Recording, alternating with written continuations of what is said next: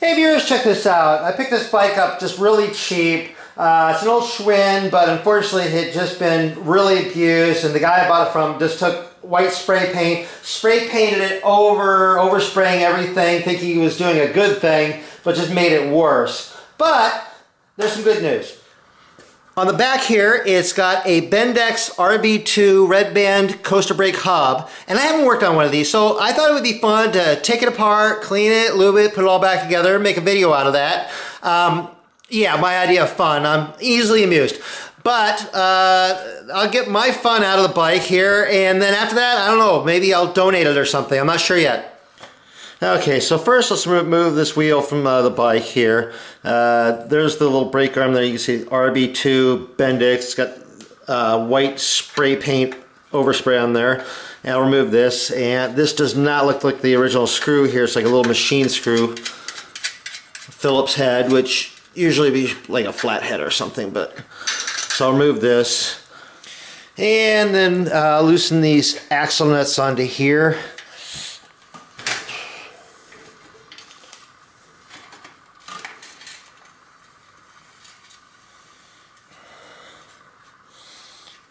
And then slide the wheel out.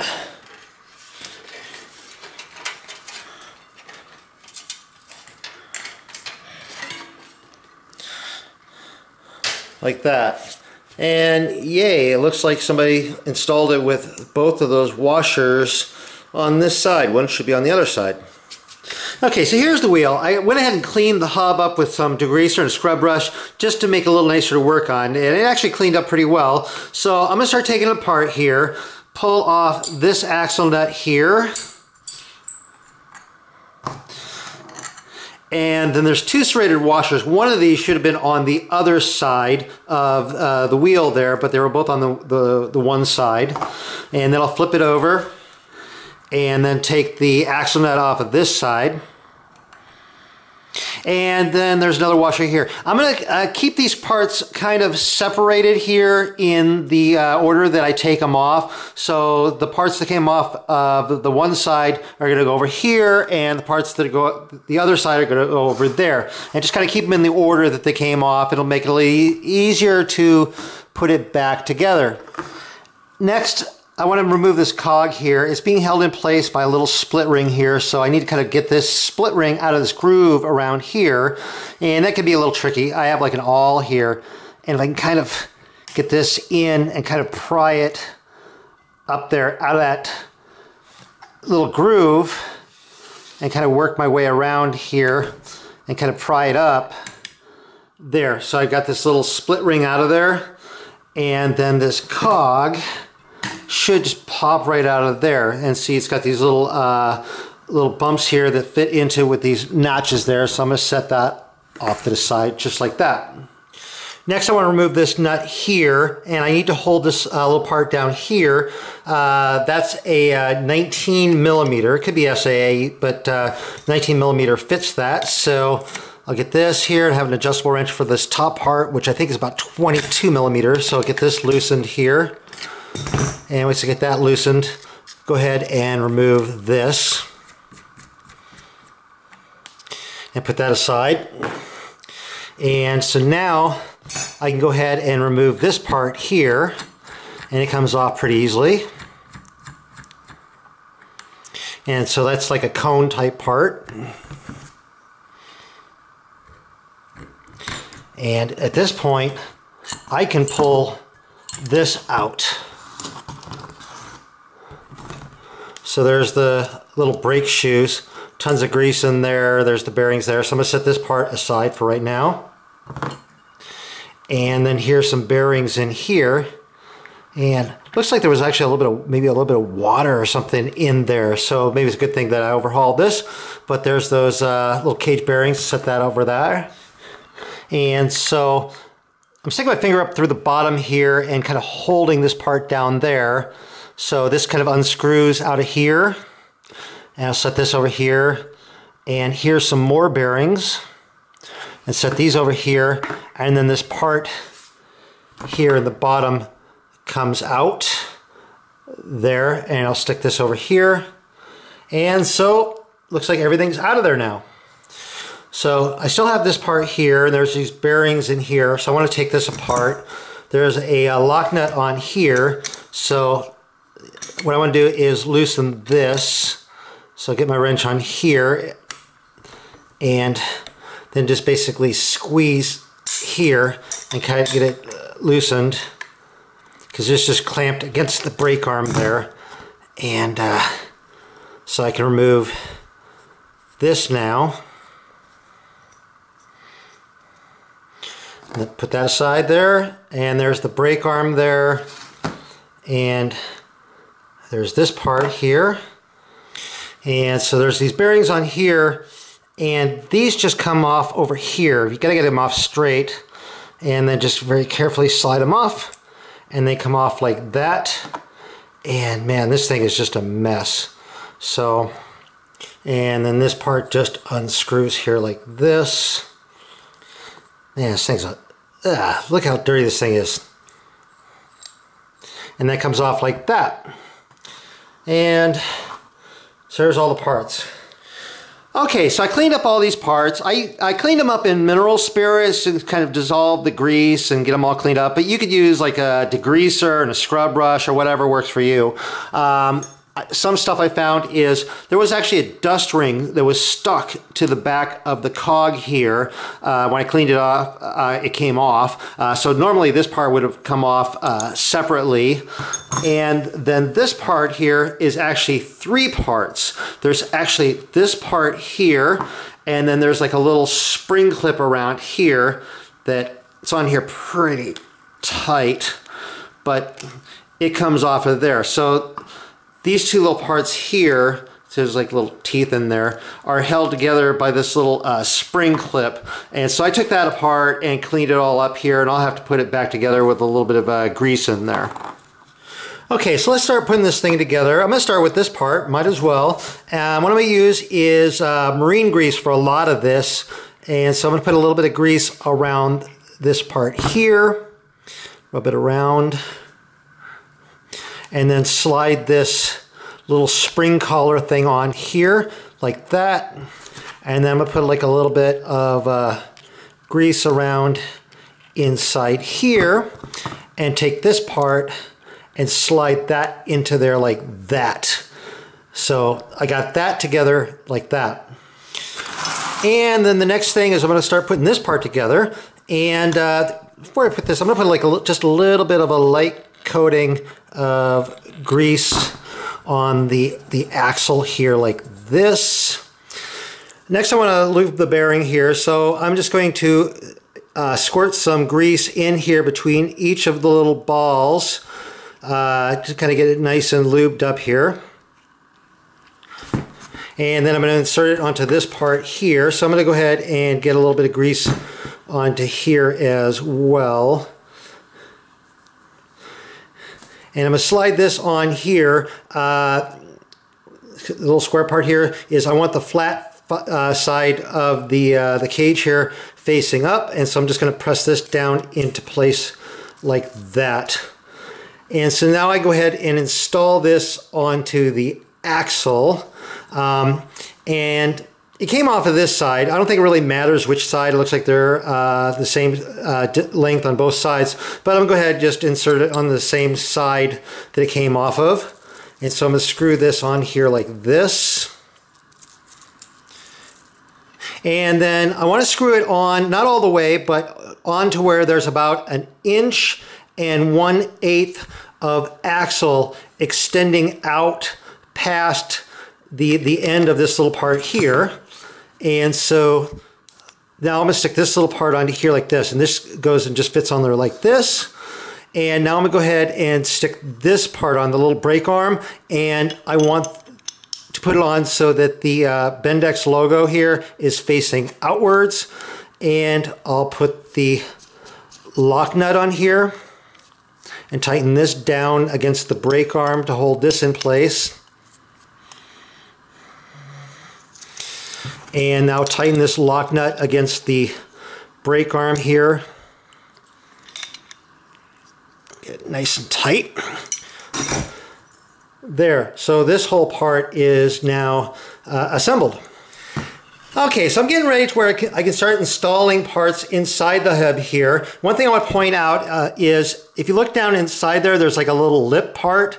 That little lip part there is on the drive side of the hub there. The non-drive side here does not have that hub, that lip there. And so like this part here with the brake arm here, this is going to go onto this side, but not yet.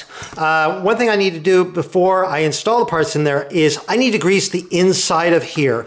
The little brake shoes here are going to be rubbing on the inside when you're braking, and you don't want bare metal on bare metal. And you don't want to use just regular marine grease. It's not designed to hold up to that. So when you're braking, those are gonna get really, really hot.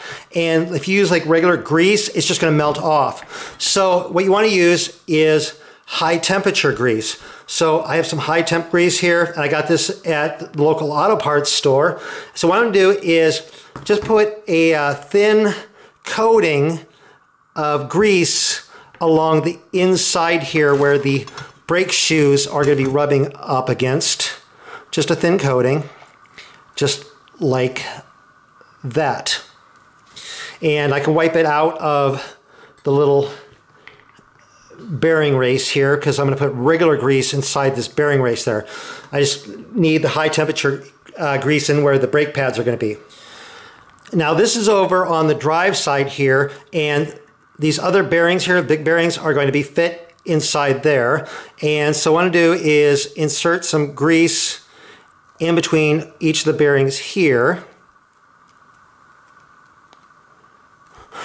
And I can also put just a thin coating of grease around the race like this, and I'll just set those in there like that. Then remember this part here, it's got like some threads in there, and this part here has some threads on there, and these kind of screw together like this. So what I'm going to do is put some grease on these threads here. I put a little bit of grease into these threads here because I want these to be able to slide real smoothly like this.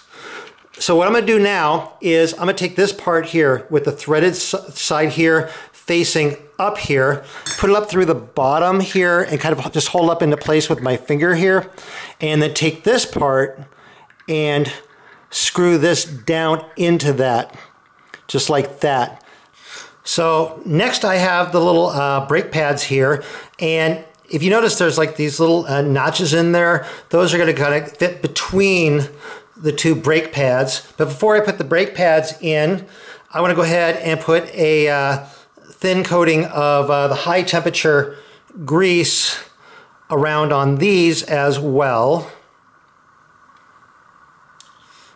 And I've had people ask, you know, are you supposed to put grease on brakes, on these kind of brakes? Yes, because again, you don't want the bare metal on bare metal in there. These slide, and when they push out, you still get friction just from the pressure.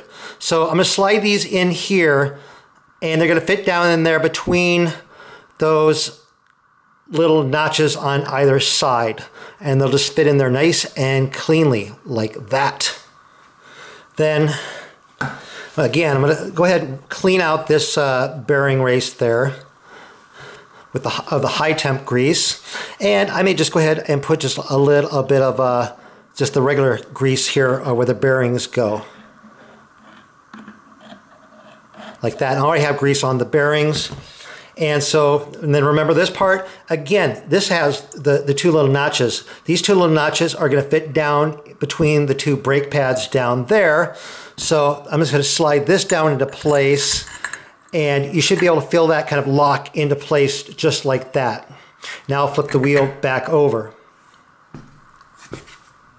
Okay, so I want to start putting the bearings and cone and stuff on this side, and it'll just make it easier if I have something holding the axle from turning. So I'm going to put this into like a little vise here and hold the lock nut on the back side there, and so that'll keep the axle from turning. A lot of people ask about this vise. It's just a drill press vise. It's very low profile, and just I like using it. It makes it a little bit easier to shoot videos. Now this part here, I'm going to turn this all the way clockwise. That basically is how it would engage the wheel to turn it when you pedal. when it turns the other way, it'll go against the bearings and the cone and everything and like that and engage the brakes. But I want, for that right now, I want to go ahead and turn this all the way clockwise till it stops. And so the next part to go in are these bearings here. And so I'm going to put some grease in between all the little balls in there. Get it nice and packed. And then I can put some grease down around the racing here, like this. And then just drop this down in place. And the cage is going to be facing up or out. And so now I have the cone here, and so the cone part will go down against the bearings here, and so I'll just screw this down into place.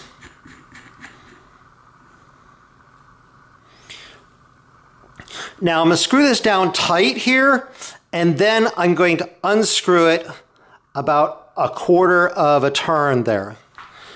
And so now I have the lock nut here, and I'm going to screw the lock nut down. And then I'm going to use my 19mm cone wrench here to hold the cone in place, and then tighten this lock nut down against the cone.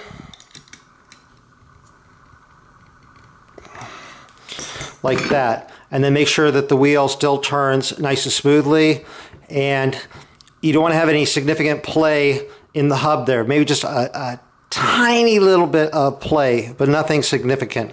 And that actually seems pretty good there. And the next thing here is this little dust ring here. This little, so I'm going to put this on here, and that'll go down and be on there like that. And then I have the cog here, and the Bendix 20 here, that was facing out.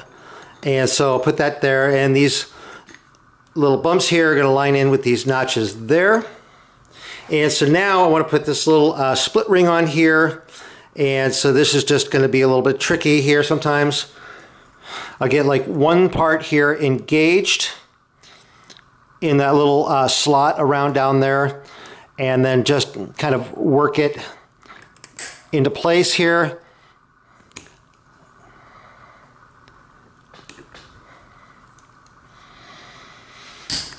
There. So now that's locking that cog into place just like that. Okay, so I have a serrated washer and a nut here, and there's also another washer. I'm going to slide this washer onto here like this, and I'm going to put the serrated washer on here. The serrated part will face in towards the hub, and then I'll put the axle nut on there like this, and I won't screw it all the way down at this point. Flip the wheel over, and I only had one flat washer, so again I'll put another serrated washer over on this side, and serrated part facing in, and then put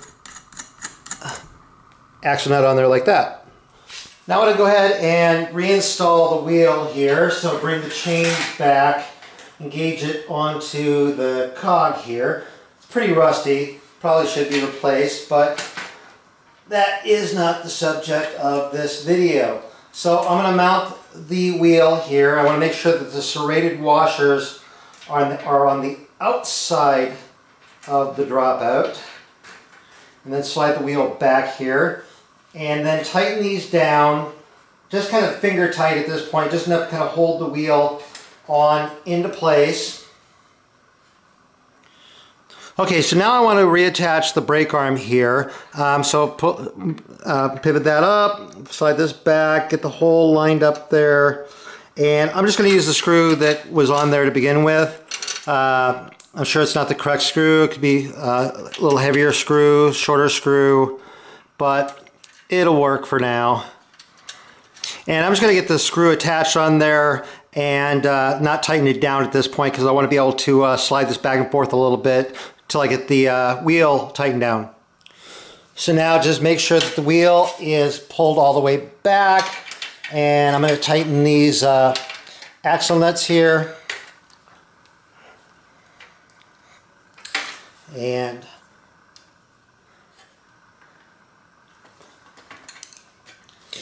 so now that I have the wheel fully mounted there, I'll go ahead and tighten down this like that. Okay, now to test it. So I'll pedal forward, that works. It's kind of soft braking, that works.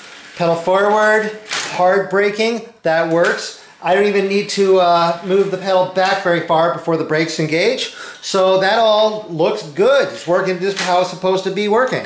So anyway, that is how to take apart, clean, lube, and overhaul one of these old Bendix RB-2 Red Band coaster brake hubs.